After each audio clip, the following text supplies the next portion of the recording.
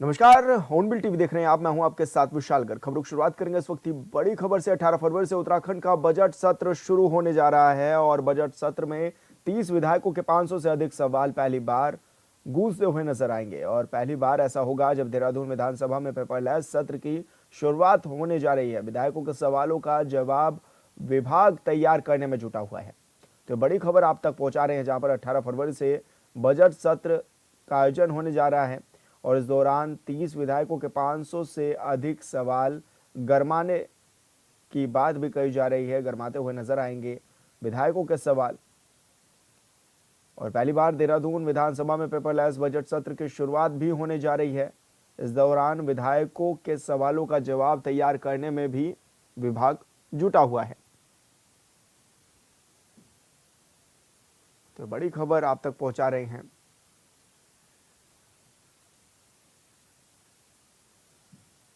और संवाददाता योगेश आर्य हमारे साथ फोन लाइन पर जुड़ गए हैं। योगेश, क्या कुछ जानकारी मिल रही है, किस तरह की तैयारियां हैं बजट सत्र को लेकर? 18 फरवरी से शुरू हो रहे बजट सत्र के लिए विधायकों के सवाल का जवाब संबंधित विभाग को तैयार करने के लिए जुटा हुआ है और पहली बार उत्तराखंड विधानसभा में पेपरलेस सत्र की शुरुआत की जाएगी। और देखिए, विधानसभा सचिवालय में बजट के सत्र की तैयारियां की जा रही हैं। सत्र के लिए अब तक की बात की जाए तो पक्ष और विपक्ष की ओर से 30 विधायकों द्वारा विधानसभा सचिवालय में 500 से अधिक सवाल भेजे गए हैं। ये सवाल जो है बजट सत्र को गर्मा सकते हैं, ये माना जा रहा है। जिस तरह से 18 फरवरी को शुरू हो रहा है वह बजट सत्र हो रहे थे, विधायक लगातार सवाल भेज रहे हैं और संबंधित विभाग उनकी तैयारियों में जुटा हुआ है कि किस तरह जवाब देने हैं और विधानसभा सचिवालय भी पूरी तरह इसकी तैयारियां कर रहे हैं। वही किसी को शुरुआत दौर में विधायकों को किसी तरह की असुविधा न हो, उसको देखते हुए विधायी कार्यों को सूचना के लिए पेपर का इस्तेमाल किया जा सकता है। वहीं अगर बात करें, देखिए, इसको लेकर के विधानसभा अध्यक्ष 16 फरवरी को सत्र के दौरान सुरक्षा व अन्य व्यवस्थाओं को लेकर भी बैठक करती नजर आएंगी। वो उन्होंने बैठक बुलाई है ताकि जो सुरक्षा की व्यवस्था की बात है, तमाम जो काम काज होने हैं उनकी मौखिक की बात है, वो तमाम चीजें वहां पर अधिकारियों के साथ बैठकर वो समझेंगी और उनको दिशा निर्देशित करती हुई नजर आएंगी। जी योगेश, ऐसे में क्या माना जाए, क्योंकि लगातार जिस तरह से अब विधायकों के सवाल भी पहुंच रहे हैं, तो कितनी बड़ी संख्या में भी सवाल पहुंच चुके हैं और ऐसे में क्या माना जाए, किस तरह से गरमाते हुए नजर आएंगे, सरकार को ही किस तरह से विधायक घेरते हुए नजर आएंगे? देखिए, तमाम सवालों को लेकर जिस तरह से विभागों को अभी तक प्राप्त हुए हैं जैसे विधानसभा सत्र से पहले, और इसके जवाब जो ढूंढने में अधिकारी लगे हुए हैं और वो वहां पर उसको दिए जाएंगे। देखिए, जो विधानसभा अध्यक्ष ने साफ तौर पर कहा है कि जो पक्ष है विपक्ष है, दोनों बैठ करके भविष्य को तय करें कि उत्तराखंड के लिए क्या कुछ बेहतर हो सकता है, किस तरह के विकास कार्य हो सकते हैं, किस तरह की नई चीजों को लाया जा सकता है, उनके क्षेत्र में किस तरह की समस्याएं हैं उनको वो रखें। तो देखिए, इन सवालों में भी अगर देखा जाए तो विधायकों के उन सवाल हैं जो उनके क्षेत्र की समस्याएं हैं। दूर दराज क्षेत्रों में जो विधायक आते हैं वहां से उनकी क्षेत्र की होने वाली समस्याओं को लेकर, प्लान को लेकर, तमाम चीजों को लेकर के वो सवाल उठाएंगे। साथ ही इस तरह से विपक्ष की बात करें तो विपक्ष यूसीसी को लेकर घिरता हुआ नजर आ सकता है। वहीं जो है अगर बात करें तो सत्ता पक्ष की, तो सत्ता पक्ष जो है केंद्रीय बजट को लेकर के इस बार उत्तराखंड के बजट को बेहतर करने की बात कर रहा है। जनपक्षीय बजट की बात की जा रही है। ये कहा जा रहा है कि सर्वांगीण विकास की बात होगी इस बजट में। सभी की, चाहे वो जो है कृषि क्षेत्र से आते हों, चाहे वो अन्य क्षेत्र से आते हों, तो सभी का ध्यान रखा जा रहा है। तो निश्चित तौर पर जो है सरकार अपनी बातें रख रही है, बजट को बेहतर बनाए आएगा, इसकी बात पहले से कही जा रही है। अब सभी की निगाह टिकी है कि आखिरकार कैसा बजट आएगा, उसके बाद फिर विपक्ष किस तरह से इस बजट को देखता है। जी, लेकिन योगेश, जिस तरह से विपक्ष लगातार बता भी रहा है कि किस तरह की रणनीति रहने वाली है, ऐसे में सड़क से लेकर सदन तक किस तरह से हंगामा करने के भी आसार लग रहे हैं विपक्ष के। देखिए, बिल्कुल विपक्ष जो है कहीं ना कहीं जो है तमाम जो अभी तक हाल ही के मुद्दे रहे हैं, चाहे वो यूसीसी का रहा हो, चाहे इससे पहले जो है तमाम जो मुद्दे रहे हैं उनकी बात हो, उनको लेकर के कहीं ना कहीं घेरने की कोशिश जरूर करता हुआ नजर आएगा। लेकिन फिलहाल सभी की नजर जो है वो बजट को लेकर है कि बजट पर किस तरह का बजट जो है वो पेश किया जाता है। उसके बाद किन किन वर्गों का इसमें ध्यान रखा गया है, क्योंकि पहले से वो लोग आरोप लगा रहे हैं कि केंद्र के बजट में उत्तराखंड को कुछ नहीं मिल पाया है। लेकिन उत्तराखंड के बजट में क्या कुछ मिलता है, उसके बाद जो अपनी विपक्ष है वो किस तरह की रणनीति अपनाता है, वो देखने वाली बात होगी। जी बिल्कुल योगेश, आप बने रहिए हमारे साथ। और देहरादून से बड़ी खबर, उद्यान विभाग का नया कारनामा आया सामने। जिस नर्सरी पर था मुकदमा दर्ज, उसी को पौधे वितरण करने का जिम्मा भी सौंप दिया गया है। तो ये बड़ी खबर आप तक पहुंचा रहे हैं, जहां पर नर्सरी पर पहले भी एफआईआर दर्ज थी और उसी को पौधे वितरण करने का काम दे दिया गया। 2023 में चर्चित फल पौधे घोटाले में सीबीआई ने की थी एफआईआर दर्ज। विभाग ने इस नर्सरी को दोबारा फल पौधे आवंटित कर दिया है काम और यूके हाईटेक नर्सरी पर फिर मेहरबान एक बार होता हुआ नजर आया उद्यान विभाग। दागी नर्सरी को फिर काम देने से विभाग पर सवाल भी खड़े हुए। सवाल उठने लगे हैं कि क्या विभाग ये नहीं जानता था, और ऐसे में विभाग ने हवाला भी दिया है कि इस आदेश को रद्द कर दिया गया है और ये जानकारी में नहीं था कि सीबीआई ने उन पर मुकदमा दर्ज कराया था। तो ये बड़ी खबर आप तक पहुंचा रही है, जहां पर ये उद्यान विभाग का नया कारनामा सामने आया और जिस नर्सरी पर एफआईआर दर्ज थी उसी को पौधे वितरित करने का भी काम दिया गया है।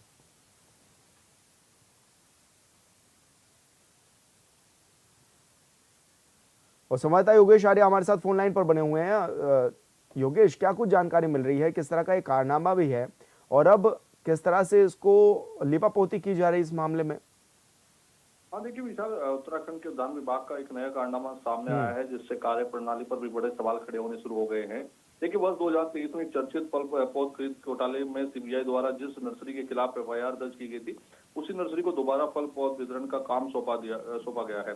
मामला उजागर हुआ तो उद्यान विभाग ने नर्सरी को दिया गया आवंटन जो है वो रद्द कर दिया, उसका आदेश भी जारी कर दिया है। ये मामला उद्यान विभाग की लापरवाही को उजागर करता है। देखिए विशाल, क्योंकि जहां से सीबीआई की रडार पर जो मामला हो जिसमें मुकदमे दर्ज हुए हों, जिस नर्सरी के खिलाफ लगातार जांच की जा रही हो, वहीं दूसरी ओर उस नर्सरी पर फिर पौधे वितरण का ठेका सौंप दिया हो, तो इससे निश्चित तौर पर जो है सवाल उठते हैं उस कार्य प्रणाली पर जिस पर जीरो टॉलरेंस की बात की जाती है। इसमें अगर बात करें तो अनियमितताओं को लेकर के जिस तरह से कृषि बागवानी और जमीन संगठन के सचिव ने इसको लेकर सवाल उठाए, इसके बाद इसकी जांच हुई, उसमें पता चला कि यूके हाईटेक नर्सरी जिस पर पहले से ही सीबीआई की जांच चल रही है उस पर फिर पौधे वितरण का काम सौंप दिया है। तो निश्चित तौर पर इसमें जो है बड़े सवाल उठे और अब जो है मुख्यमंत्री से इसको लेकर के पूरे मामले पर कार्रवाई की मांग की जा रही है।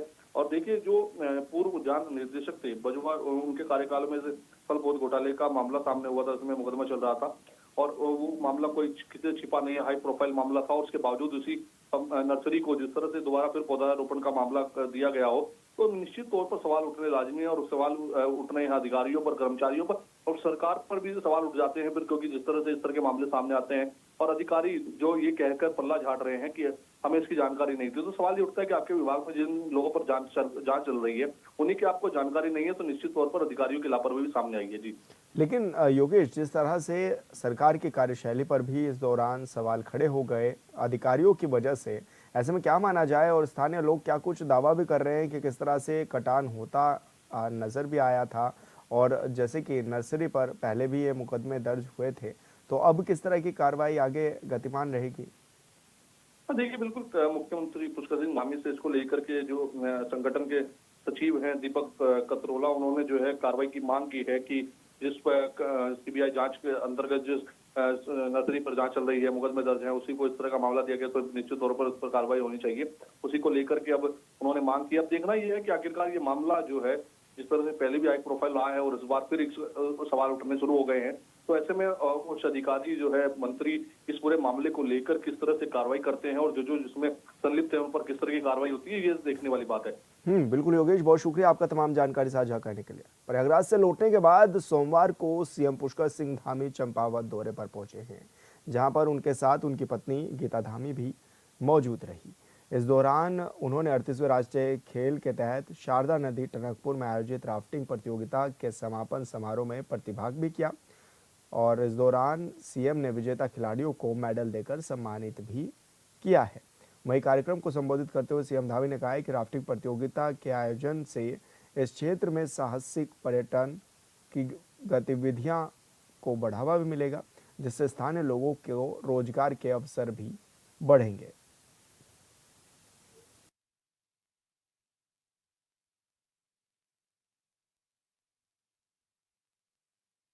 हमारे पूरे देश से आए हुए सभी खिलाड़ी भाई बहनों,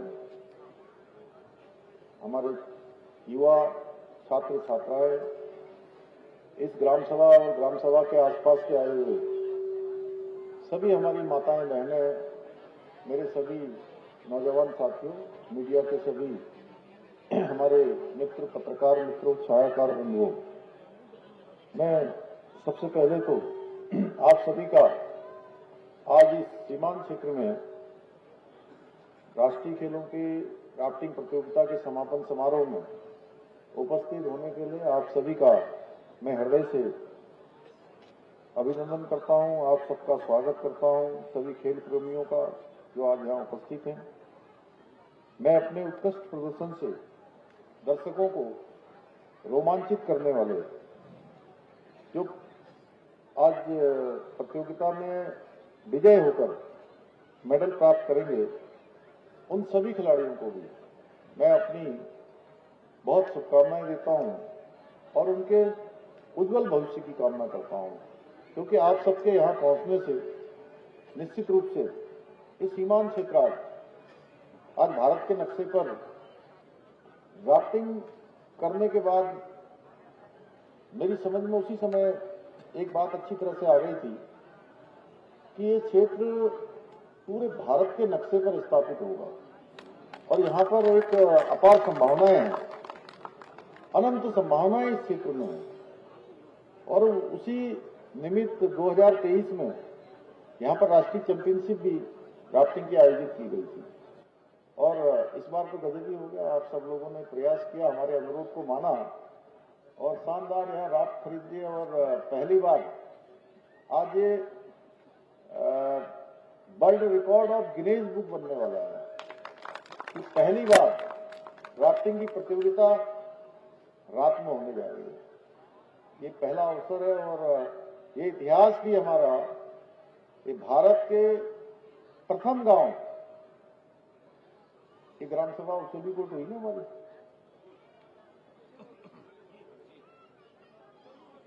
उचोली कोट में नहीं, ये क्षेत्र उचोली कोट का है क्या पूरा?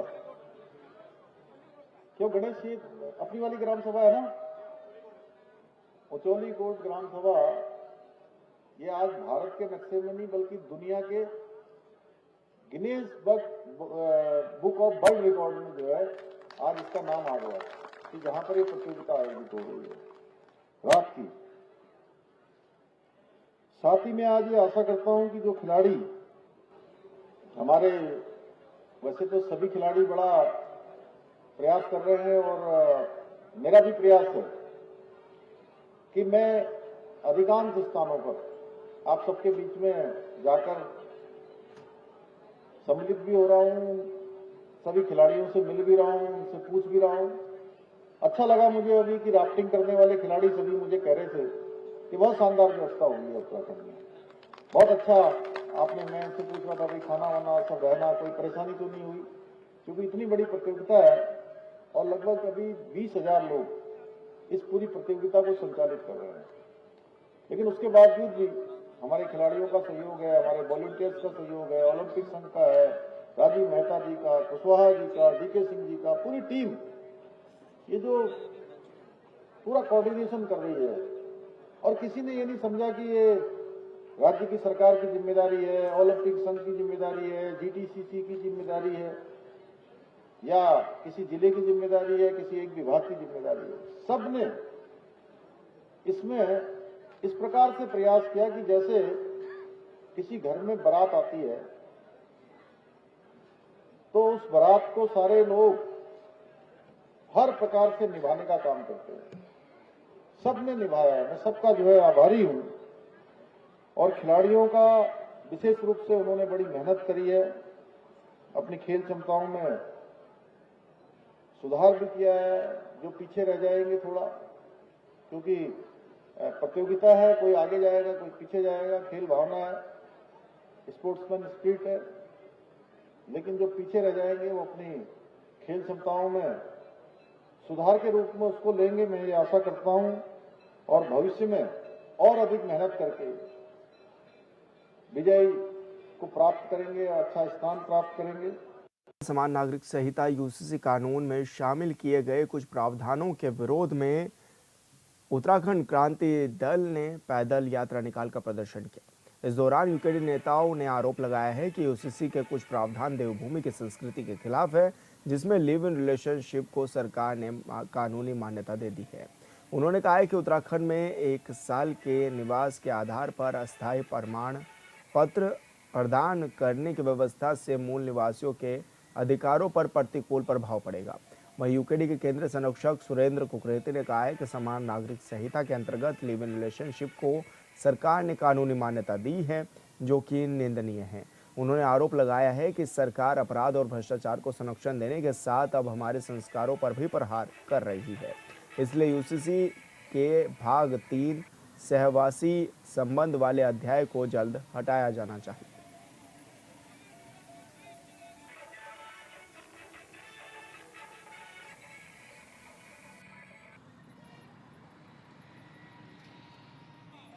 हमारी इस पदयात्रा का मकसद है कि जिस प्रकार से धामी सरकार ने उत्तराखंड की जनता पर जो काला कानून यूसीसी थोपने का कार्य किया, आपने देखा होगा कि कुछ दिन पहले मोदी जी देहरादून आए थे, यहाँ पर राष्ट्रीय खेलों का आयोजन था।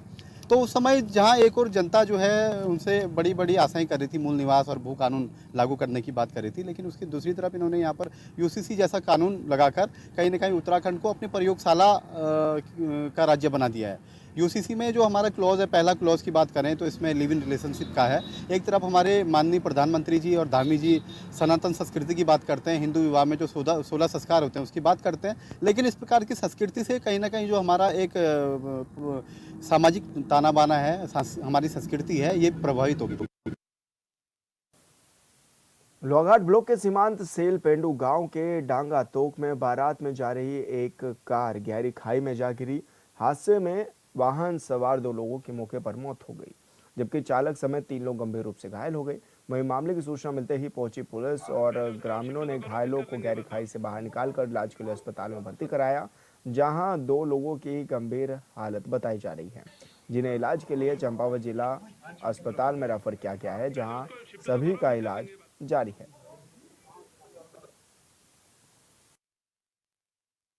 से हमारे पास 3 घायल आए हैं, जिनमें से एक की हालत थोड़ा गंभीर है, उनका एक्सरे हो रहा है। बाकी दोनों की जो ड्रेसिंग वगैरह स्टिचेस वगैरह करा दिया गया है और 2 ब्लड डेड आए हैं। अभी एक्सरे के बाद ही बता पाएंगे। चौली रोड से हमारी शिवपुरी मडलक में बारात आ रही थी और कुल्ला चमदेवल मोटर मार्ग में बिल्ली के पास लगभग 300 मीटर गहरी खाई में मेक से दुर्घटनाग्रस्त हुई और जिसमें कि 2 दिवंगत हो गए और 3 लोग घायल हैं, एक सीरियस है।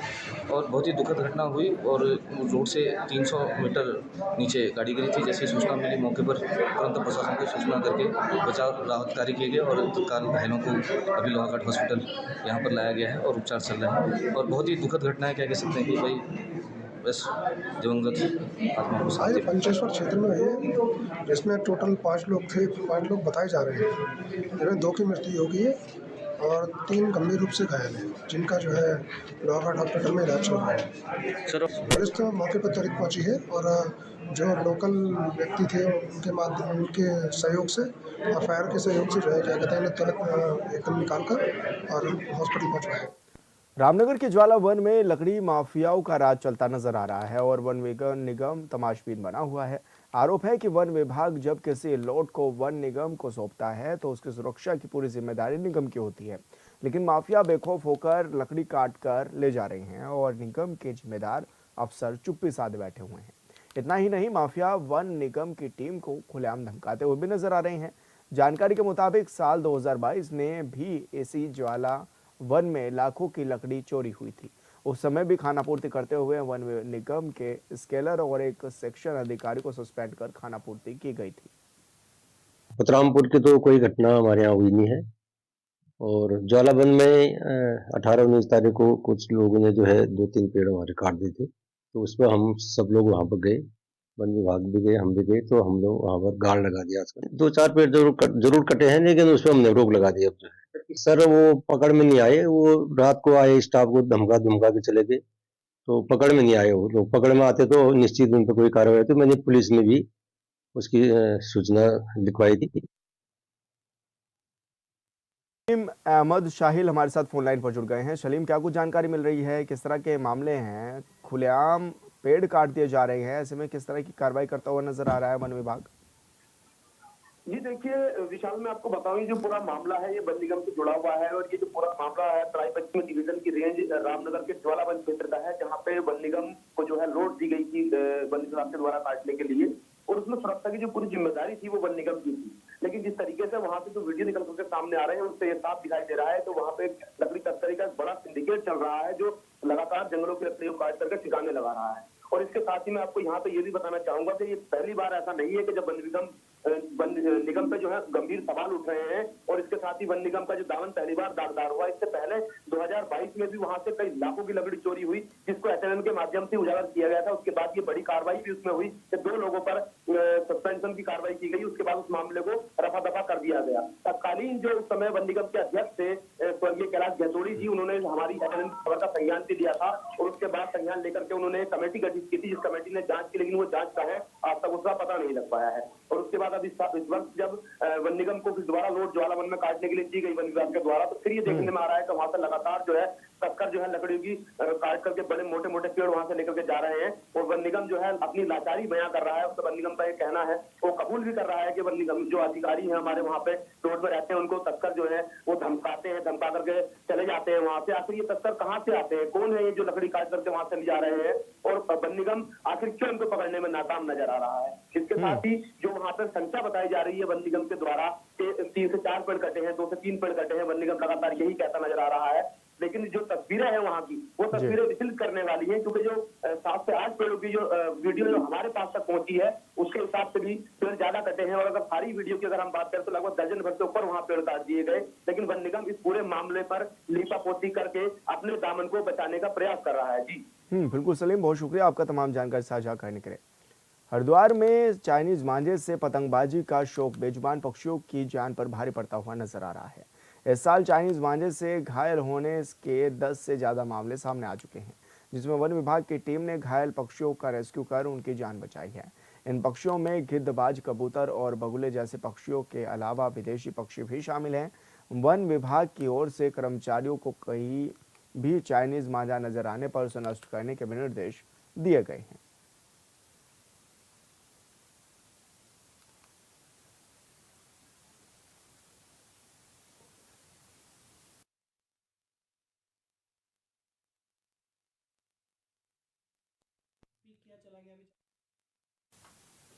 और संवाददाता मनोज कश्यप हमारे साथ फोन लाइन पर जुड़ गए हैं। मनोज, क्या कुछ जानकारी मिल रही है, किस तरह से ये चाइनीज मांझा जो है वो दिक्कत देते हुए नजर आ रहा है पक्षियों को?